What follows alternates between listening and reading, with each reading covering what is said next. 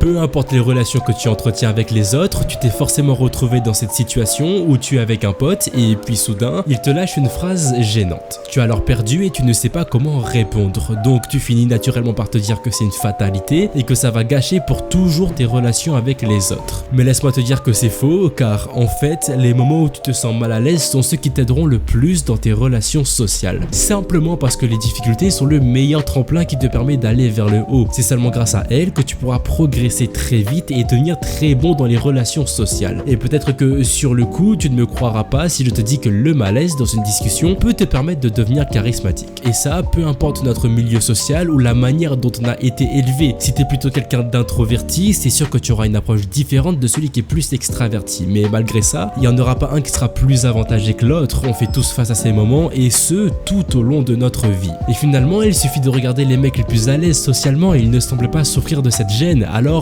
comment font-ils? Qu'est-ce qui leur permet d'être tranquille face à des moments gênants? En fait, il y a deux clés qui te permettront de comprendre ça. La première est de prendre conscience que ta capacité à aimer les moments gênants se travaille comme un muscle. Par exemple, lorsque tu as commencé un sport pour la première fois, tu t'es retrouvé avec plein de courbatures. Pourtant, à force d'en faire, petit à petit, ton corps s'est habitué et maintenant, ce que tu considérais comme difficile est devenu facile. Et ben tu vois, il y a beaucoup de choses qui fonctionnent comme ça dans la vie. Si tu mets des efforts répétés dans un projet sans aller dans l'extrême, tu finiras forcément beaucoup plus fort que tu ne l'as jamais été. Bien sûr, si tu te donnes trop à fond et que tu commences à vouloir combattre la gêne par la gêne, ça va faire tout l'effet inverse. Et tu finiras par ne plus du tout être à l'aise socialement. C'est comme si tu voulais t'habituer à prendre des douches froides, mais que tu commences direct par une douche à 5 degrés. Ce qui va certainement se passer, ce n'est pas que tu vas devenir plus résistant au froid, non, tu vas simplement tomber malade. C'est pour ça que la première chose à faire, c'est de ne pas considérer les moments gênants comme des moments gênants. Voilà plutôt comme des opportunités de te renforcer socialement. En gros, n'essaie pas de combler le vide qu'il y a souvent pendant que tu parles. Il faut que tu sois à l'aise avec le fait de discuter sans forcément dire un truc. Et ouais, c'est très bizarre, mais une conversation, c'est autant le fait de parler que tout ce qui se passe inconsciemment pendant la discussion. Car parler ne se résume pas seulement à dire des mots, c'est tout un art, toute une technique. C'est un moment où tu peux transmettre des émotions comme je suis peut-être en train de le faire avec toi. Au final, 40% de la conversation se fait avec la parole. Le reste, c'est la confiance que tu as en toi et ton éloquence. Bref, ce qui est important pendant ces moments, c'est ta capacité à rebondir et à relancer la conversation tout en faisant en sorte que ce soit fluide. Et ça, c'est quelque chose qui inconsciemment est très charismatique car tu montres à ton pote que tu as la possibilité de t'adapter à toute situation. Donc naturellement, le mec en face sait qu'il peut parler de tout et de n'importe quoi sans être jugé ou mal compris. Ça va donc créer un sentiment de confiance entre toi et ton frérot et ça, c'est vraiment cool. Et le meilleur moyen pour te permettre de rebondir, c'est de littéralement t'en foutre de la gêne et de continuer à parler. Si ton pote dit une phrase bizarre, tu fais simplement l'effort de sourire et d'essayer de relancer la conversation en restant le plus naturel possible parce que sinon, ce sera toi qui seras gênant. Et c'est à force de t'habituer à des moments de malaise que tu pourras devenir de plus en plus confiant dans ta manière de relancer le sujet. Il ne faut pas oublier que la relation sociale est un arbre qui prend beaucoup de temps pour pousser et porter ses fruits. Donc sois patient, accepte les moments gênants et tu deviendras meilleur dans ta capacité à converser avec les autres. A plus.